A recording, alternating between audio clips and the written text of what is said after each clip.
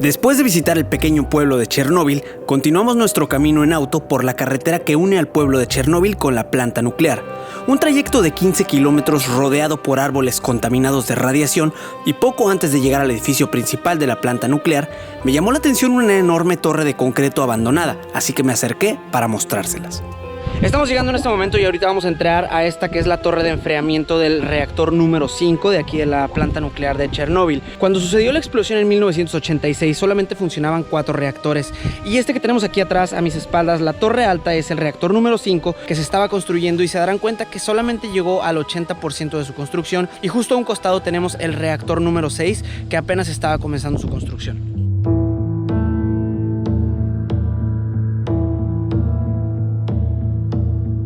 Amigos, estamos a punto de llegar, venimos caminando aquí a punto de llegar a la torre de agua de enfriamiento del reactor número 5, que como les decía está al 80% de su construcción, así se quedó. Y algo que me brincó la atención, que me empezó a llamar la atención, es que nuestro dosificador que tenemos, que nos prestan aquí para hacer el tour, empezó a timbrar. ¿Escuchen? Y esto lo que nos indica es que ya estamos alcanzando niveles altos de radiación, niveles que podrían resultar peligrosos si nosotros pasáramos tiempo extendido aquí. Para el nivel de radiación que tenemos ahorita no es peligroso entrar y estar aquí un ratito en lo que hacemos este video y retirarnos, pero si pasáramos más tiempo entonces ya podría resultar peligroso. En Kiev, para que se den una idea, están a .15 en un momento normal, y aquí estamos a 2.75. Obviamente mientras más nos acercamos esto va a ir incrementando, y es útil traer esto en todo momento aquí en la zona de exclusión, porque va a haber puntos donde va a ser mayor nivel de radiación, va a haber puntos en donde no vamos a tener tanto problema. Pero ahorita vamos a entrar aquí, estaremos solamente un ratito para que no nos afecte demasiado, y continuamos con el recorrido. Si vieron mi primer video de esta serie sobre Chernóbil, recordarán que les expliqué sobre el funcionamiento de los reactores nucleares. Les expliqué que para generar la energía eléctrica hacen girar a una turbina por medio de agua tan caliente que es convertida en vapor. Pues bueno, a estas enormes estructuras de concreto se les conoce como torres de enfriamiento, y lo que hacen básicamente es atrapar la mayor cantidad de vapor posible una vez que ya pasó por la turbina, y para lograrlo son diseñadas muy anchas en la parte de abajo y angostas en la parte de arriba, además de tener una altura enorme, para que así el vapor haga contacto con las paredes de la torre, se condensa y baja ya como agua hasta unos ductos que la dirigen hasta el río para volver a ser utilizada en el reactor.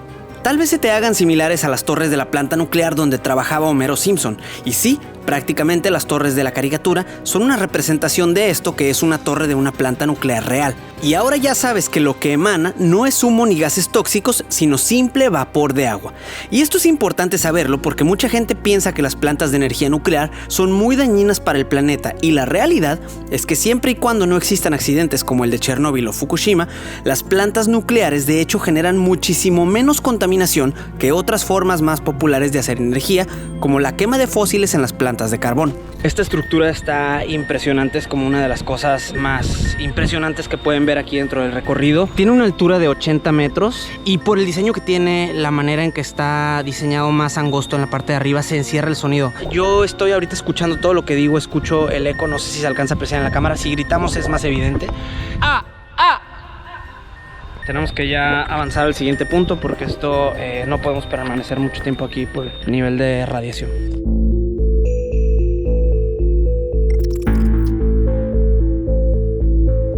Tenemos la planta nuclear de Chernóbil justo enfrente de nosotros. Ahí es donde están los reactores. Estamos de hecho muy cerca de donde sucedió la tragedia, donde sucedió la explosión. Y esto que tengo aquí atrás es el río. Este es el agua que utilizaban para los reactores, para el funcionamiento de los reactores, el enfriamiento de las barras de grafito. Esto viene de la reserva de agua que está por aquel lado que ya les mostré. Y en este puente podemos observar que, aparte de que tienen las vías por donde traían pues todos los materiales que traían para la planta, podemos observar peces. Y estos peces obviamente pues a lo largo de los años sufrieron estos efectos de la radiación, entonces en ocasiones se pueden ver peces muy grandes. No sé si en este momento podamos encontrar algunos, pero es una de las cosas que cambiaron mucho aquí en la zona.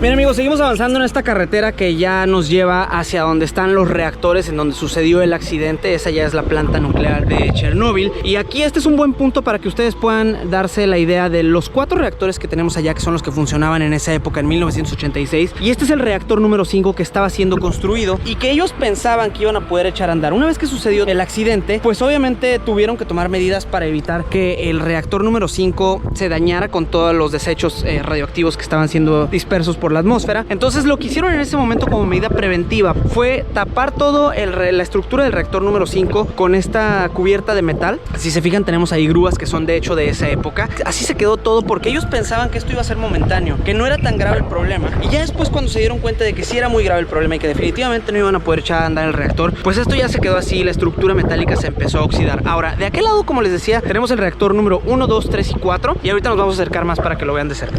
Eran las 2 de la tarde, tenía un poco de hambre y llegaba la hora de comer.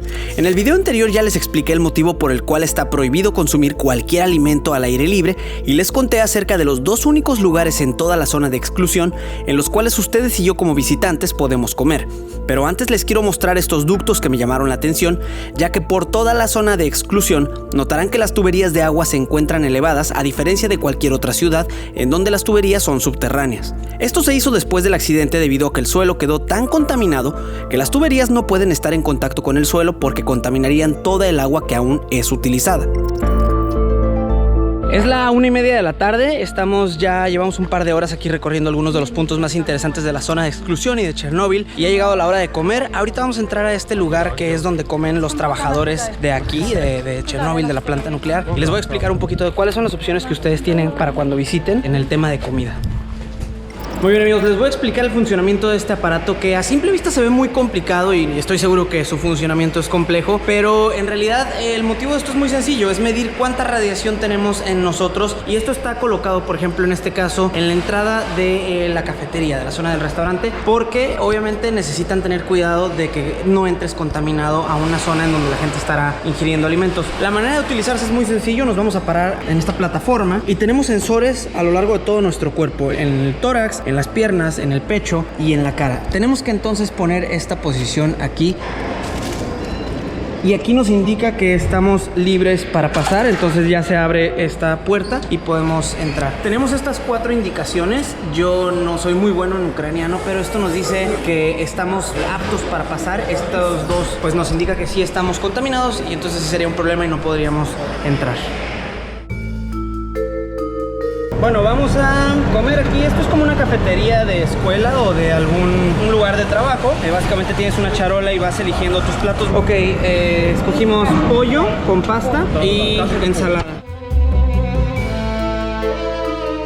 Ok, ha llegado la hora de la comida y les voy a explicar cómo funciona para cuando ustedes hagan el tour, el recorrido aquí en Chernóbil. Dentro del área de la zona de exclusión hay dos opciones de comida. Uno que es un restaurante que está en el pueblo de Chernóbil y ahí es donde paran la mayoría de los grupos o de los tours. Y otro que es dentro de la planta nuclear, está esta cafetería que es como la cafetería de los empleados. Aquí es donde comen todos los que siguen trabajando dentro de la planta nuclear. En el caso de Adventure Tours ya está incluida la comida y es esto que tenemos aquí. Bueno, ahí tienen las opciones que ya les mostré, que los van sirviendo como cafetería de escuela o como cafetería de trabajo. Yo escogí pasta, pollo, un pan. Tienes derecho a 2 bebidas, la ensalada y una sopa. Ahora, seguramente les brinca, lo primero que les viene a la mente ¿es seguro?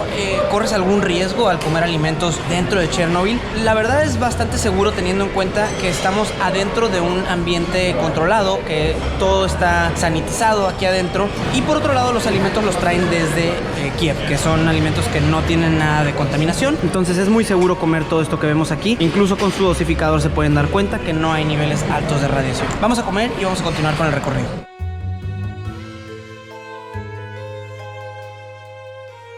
Después de comer, seguimos nuestro recorrido hacia la planta nuclear para llegar al punto más cercano que como visitantes podemos conocer sobre la explosión del reactor número 4. Amigos, me encuentro en este momento en el punto más cercano al que vamos a poder acercarnos a donde fue el área de desastre. Estamos a menos de 1 kilómetro de donde fue la explosión. Adentro de ese sarcófago que se le llama, esa estructura metálica, es el segundo sarcófago que se construyó, y adentro de eso está el primer sarcófago con el cual taparon el lugar donde estaba el reactor número 4. Cuando esto explotó en abril de 1986, tardaron 6 meses en construir una estructura que tapara donde estaba el problema, porque seguían saliendo suficientes partículas al ambiente como para dañar el resto de Europa. Entonces la construcción del primer sarcófago se llevó a cabo 6 meses después, el 30 de noviembre del 86 fue cuando se concluyó, y 20 años después, aquí tenemos de hecho este monumento conmemorativo, porque 20 años después se terminó de construir el segundo sarcófago. Ahora, no fue construido ahí donde lo vemos en este momento, en realidad fue construido de aquel lado, casi como a 1 kilómetro de distancia, no, como a medio kilómetro de distancia, y una vez que fue completada la construcción, fue deslizado para tapar y cubrir donde estaba el primer sarcófago, y adentro de eso el reactor número 4. Se darán cuenta en este momento que estamos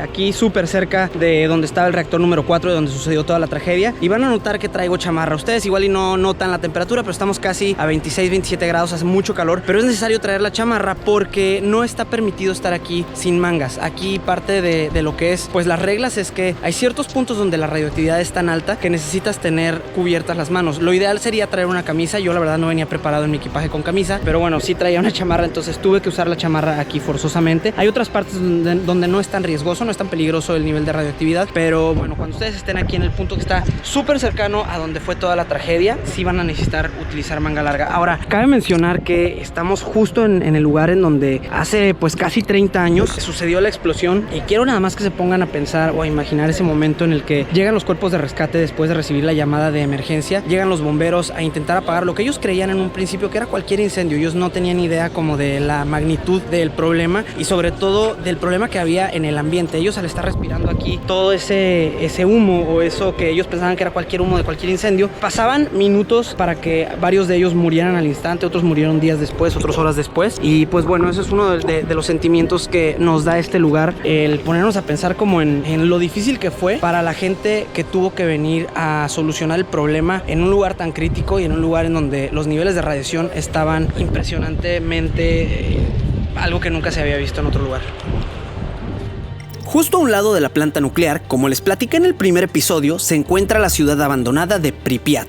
Esta ciudad fue construida al mismo tiempo que se construyó la planta nuclear para darle un hogar a las familias de los científicos y los empleados que trabajaban dentro de la planta. Para entrar tenemos que cruzar un río a través de un puente. Este puente quizás lo recuerden dentro de la serie de HBO si vieron el primer episodio, porque es el puente donde los habitantes de Pripyat se juntaron para ver de cerca una escena impresionante de una luz verdosa proyectándose hacia el cielo. Esta luz era producto de la radiación, y lo que estas personas en el puente no sabían es que en ese momento estaban respirando fuertes cantidades de aire contaminado, y todos ellos murieron en cuestión de días. Por ese motivo, a este puente se le conoce actualmente como el Puente de la Muerte. Después de cruzar el puente ya entramos a la ciudad de Pripyat, y lo primero que encontramos es la plaza principal. Estamos ahora ya en Pripyat, la ciudad que fue construida al mismo tiempo que se empezó a construir la planta de Chernobyl. Fue construida esta ciudad en donde vivirían todos los trabajadores de la planta. La edad promedio de la gente que vivía aquí era de 25 años, era gente muy joven y eran de como 25 diferentes países que todos eran parte de la Unión Soviética. Ahora, esto que vemos aquí en donde estamos parados en este momento es la plaza central. Esto en aquella época, hace 30 años, solía ser puro concreto, rodeado de edificios. Hoy en día lo vemos lleno de vegetación, y esto es una prueba de cómo la naturaleza pues va recuperando lo que le pertenece de cierta manera. Aquí ya empezamos a ver que del mismo concreto, del mismo pavimento, surgen los árboles. Ahí al fondo, ese edificio que vemos solía ser el hotel. Este hotel, si ustedes vieron la serie de Chernobyl, recordarán que aquí los liquidadores que vinieron a hacer los trabajos pues de arreglar todo el problema que había con el desastre nuclear fueron hospedados en este hotel. Una vez que evacuaron a toda la ciudad, aquí se instaló esta delegación de liquidadores que fueron, ahora sí que los héroes que hicieron que este problema no se convirtiera en algo mucho mayor y de una catástrofe muchísimo peor de lo que ya fue. Este edificio que tengo a mis espaldas solía ser el Palacio de Cultura. Aquí es donde se llevaban a cabo los eventos de la ciudad, como por ejemplo la celebración de Año Nuevo, o en el caso de la Unión Soviética, la celebración del 1 de mayo, que estaba a punto de suceder. Tenemos allá adentro, incluso podemos encontrar algunos de los carteles especiales que ya estaban preparados para todo lo que era la celebración.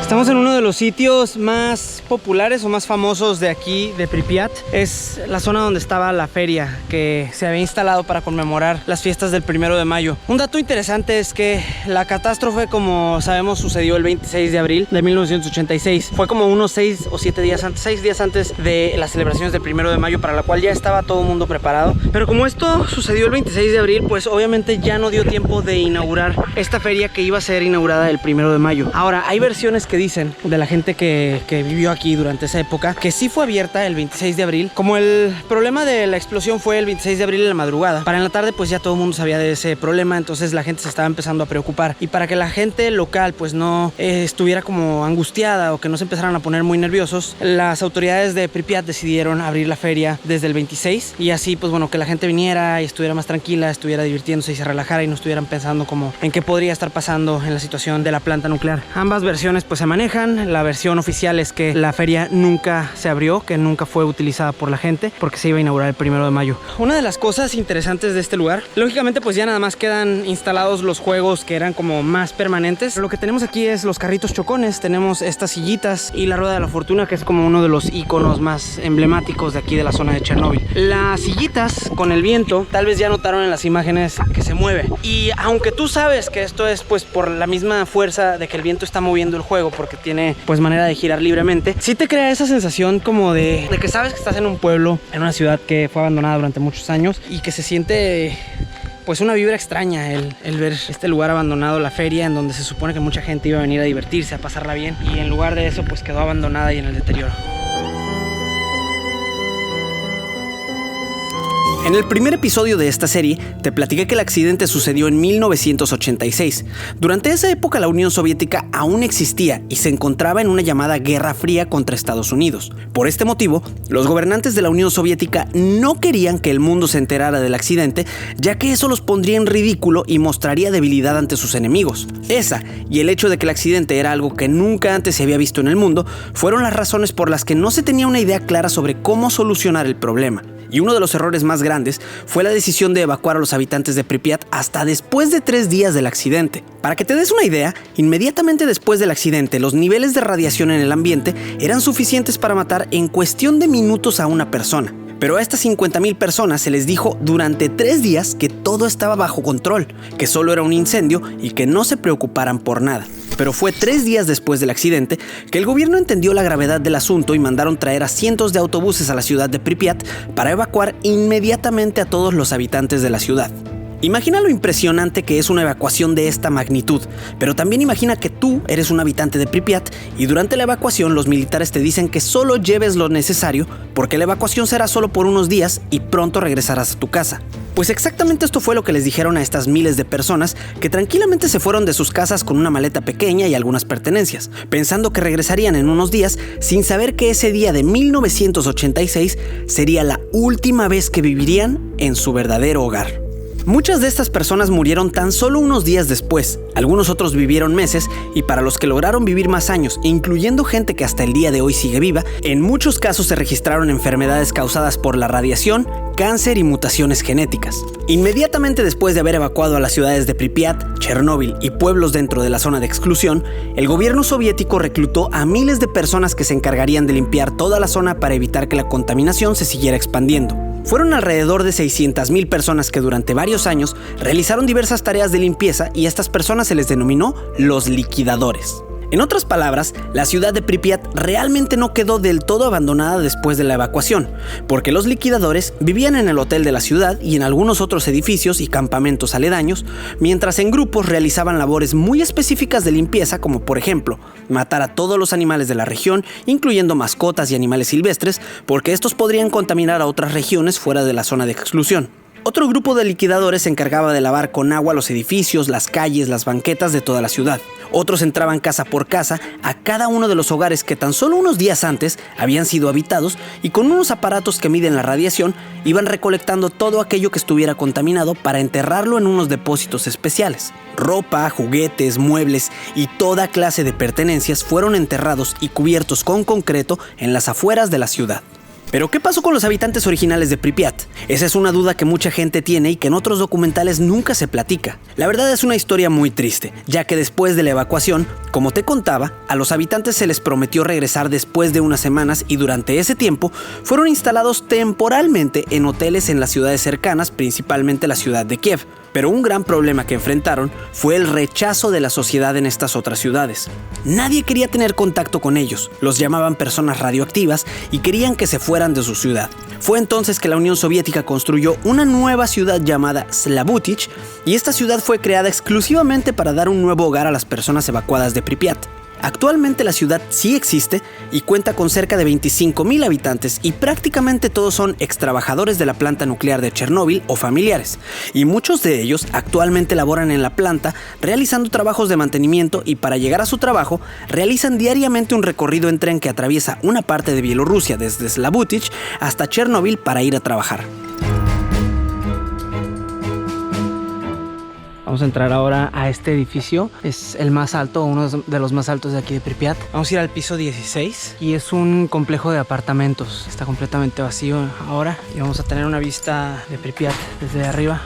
Uno de los momentos más impresionantes en mi recorrido por Pripyat fue cuando subimos a la azotea del edificio más alto de la ciudad. Escenas impactantes en cada uno de los 16 pisos que subíamos, y no porque causaran miedo, ya que de hecho todos los departamentos estaban prácticamente vacíos, pero sí te pones a pensar en todas las familias y todas las historias que alguna vez sucedieron en este lugar.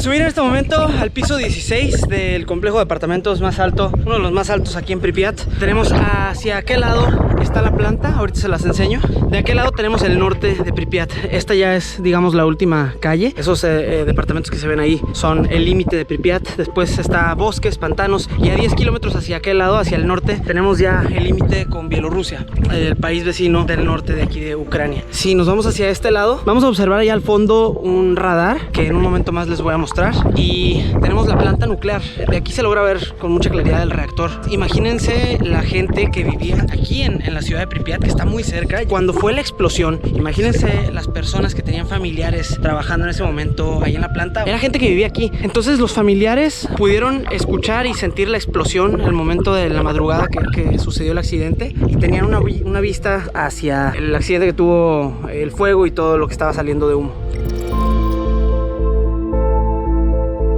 Estamos en este momento en el kinder local. Todos son los juegos de niños, juegos infantiles. Todavía se pueden ver algunas pinturas ahí de los juegos infantiles. Esto, al igual que el resto de la ciudad, ya está comido por la vegetación, por todo el bosque que ha ido creciendo, pero sí se logran ver algunos juegos todavía. Vean estas escaleritas chiquititas para niños en esta estructura de metal que parece ser como un barco. Otro de los edificios que visité y que realmente me impresionó fue esta guardería, que al entrar obviamente te das cuenta de que algunas cosas están acomodadas de cierta manera para darle más misterio a este lugar. Y como seguramente ya sabrás, son incluso los mismos guías y fotógrafos los que han acomodado algunas cosas a lo largo de los años. Pero aún así, eso no cambia el hecho de que prácticamente toda esta ropa, muebles y juguetes realmente alguna vez le pertenecieron a miles de familias. Cuartos con cunas de maderas apiladas unas sobre otras, o salones llenos de juguetes, y caminando por otra sección de la guardería podrás encontrar la cocina y varios salones con ropa de bebé tirada en los pisos.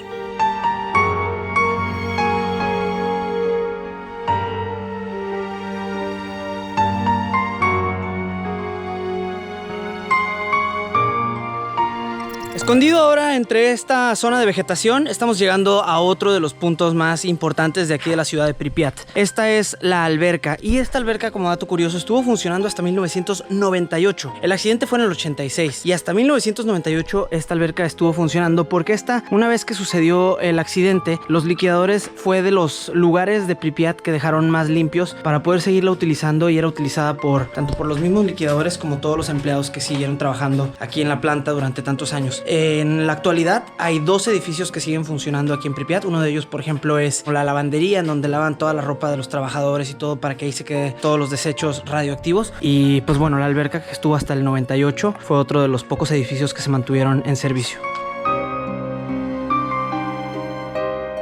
Caminar por las calles de Pripyat es una experiencia muy extraña. Esta ciudad, a diferencia de Chernóbil, sí está completamente inhabitada, y al entrar a los edificios te darás cuenta que aunque sí algunas cosas se ven acomodadas para crear impacto, en realidad sería imposible crear una escenografía de toda una ciudad, y que por mucho que nos impresione, sí, esta tragedia en realidad sucedió. Miles de personas en realidad perdieron la vida. Miles de familias tuvieron que dejar para siempre sus hogares. Y sí, la gran mayoría de lo que vas a presenciar al recorrer esta ciudad es real y no es un museo como algunos se lo llegan a imaginar. Ahora, en cuanto a la radiactividad y el riesgo que corremos al visitar Chernóbil, es un punto muy importante que quiero tocar antes de cerrar esta serie de videos sobre Chernóbil, sobre todo porque a lo largo de estos meses que llevo investigando sobre el tema, ha sido una de las confusiones más grandes que he visto en la gente. Para empezar, ¿qué es la radiación? La radiación es la emisión de energía o partículas que producen algunos cuerpos y se propagan a través del espacio.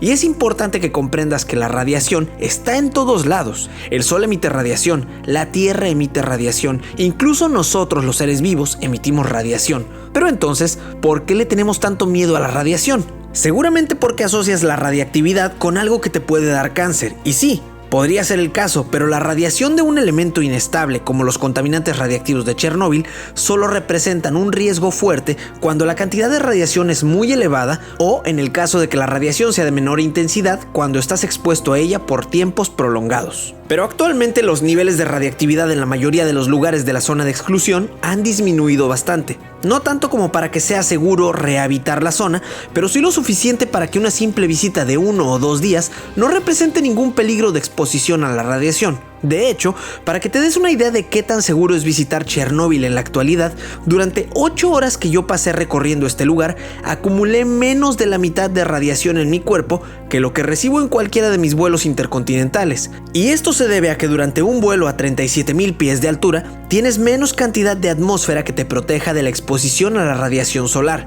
Así que, en otras palabras, si no corres peligro de contraer cáncer por radiación al tomar un simple vuelo, mucho menos te pasará algo grave por visitar Chernóbil en la actualidad. Ahorita como ejemplo y para que se den una idea de la radioactividad que pueden ustedes encontrar actualmente en el lugar, estamos caminando en Pripyat, la ciudad que se encontraba a tan solo 10 kilómetros de la planta nuclear, y mientras caminamos estamos recibiendo un promedio de 1.6 microsieverts por hora. Es un nivel bajo, es un nivel que encontrarías en una ciudad, es un nivel de radiación normal. Entonces la gente que tiene como mucho esa idea de que es súper peligroso visitar Chernóbil, digo, tampoco estoy diciendo que no sea nada peligroso, pero para vivir aquí sí es una cantidad riesgosa. Para pasar aquí ya un largo plazo no es recomendable. Sin embargo, para una visita de 4 o 5 horas, esto pues realmente no es dañino. Y claro, todo esto obviamente asumiendo que tu visita la realizas con un guía especializado que conoce bien la zona, libre de riesgos y de manera legal. Si planeas realizar un viaje a Europa y te gustaría visitar Chernóbil para aprender de su historia y conocer personalmente esta experiencia,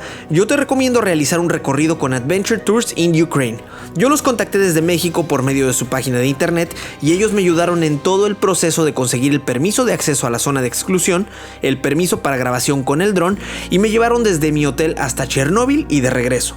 Tienen además otras actividades exóticas que puedes disfrutar durante tu viaje a Ucrania y realmente te lo recomiendo muchísimo, ya que son experiencias que difícilmente encontrarás cuando viajes a otros lugares del mundo. Para más información, te dejo sus redes sociales de contacto en la caja de descripción.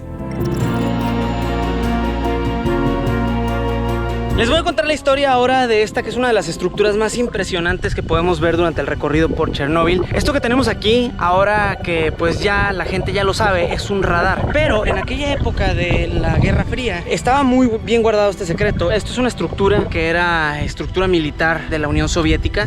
Tienen 3 de estas a lo largo de la Unión Soviética y lo que esto hace es una antena gigante de 1 kilómetro de longitud por casi 100 metros de altura y manda señales. Es un radar que detecta si hay lanzamiento de misiles en territorio enemigo. Entonces esto está apuntado hacia el norte porque es el camino más directo para llegar a Estados Unidos, es por el polo norte. Entonces esto está apuntando directamente hacia allá. Y lo que hacían es que con esto ellos se daban cuenta si en Estados Unidos estaban lanzando misiles, para que entonces la Unión Soviética, en caso de que hubiera un lanzamiento de misiles en territorio estadounidense o en territorio enemigo en otros lugares del mundo, ellos pudieran actuar de manera inmediata y lanzar misiles de vuelta. Esto tenía un margen de error, entonces había un 30% de probabilidad de que las indicaciones que diera este radar fueran ciertas y un 60% de que fueran erróneas. Entonces hubo una ocasión en la que la Unión Soviética detectó un 1, lo cual quiere decir que estaban lanzando misiles desde Estados Unidos y ya estaban preparadísimos para lanzar ellos un contraataque, para ellos empezar a lanzar cohetes, pero la persona que estaba en ese momento como director de aquí, de esta instalación en Chernóbil, de esta antena, empezaron a revisar bien y dijeron, no, ¿sabes qué? Creo que hay un error, entonces detengan todo, no lancen el contraataque, no lancen misiles. Y gracias a esa acción se evitó pues una guerra, un lanzamiento de misiles por parte de la Unión Soviética que hubiera desatado una guerra, porque Estados Unidos no estaba lanzando misiles, fue una falsa alarma. Entonces, gracias a ello, Estados Unidos pues premió a esta persona, lo condecoraron como héroe, pero la Unión Soviética lo metió a la cárcel porque pues prácticamente eso fue en contra de lo que la Unión Soviética estaba buscando, que era pues en la Guerra Fría estaba muy tensa la cosa entre Unión Soviética y Estados Unidos. Ahora, esta instalación está escondida en una zona que supuestamente era un campamento para niños, así lo manejaban para que pues nadie se diera cuenta de que aquí tenían esta instalación militar, pero de pronto pues los estadounidenses empezaron a preguntar, oye, qué raro que tengas un campamento para niños en el cual la carretera para llegar ahí está resguardada por militares, ¿qué es eso que tienes ahí? Unión Soviética no les decía la verdad, les decía que pues un campamento para niños, pero en una ocasión con un satélite los estadounidenses lograron detectar que aquí había esta estructura gigante, la cual pues tiene una apariencia bastante extraña, y nuevamente los estadounidenses le preguntaron a Unión Soviética, oye, ¿qué es eso que tienes ahí? Se ve muy extraño y eso no parece un campamento para niños. Ellos en ese momento, en los años 80, la última versión oficial que Unión Soviética dio respecto a esta estructura es que era un radar para detectar el clima, para detectar condiciones climatológicas, cosa que obviamente pues era mentira, y ya después se descubrió que era un radar para detectar misiles del enemigo. Márquez, y así con estas impresionantes imágenes de este radar aquí en la zona de Chernóbil. Por lo pronto yo me despido, espero que hayan disfrutado mucho estos videos. Nos vemos en el próximo video, no olviden suscribirse al canal y comenten aquí abajo si tienen alguna duda o algo que quisieran que les responda en los comentarios sobre todo lo que estuvimos aprendiendo. Por lo pronto les mando un abrazo, cuídense mucho y nos vemos en el próximo video.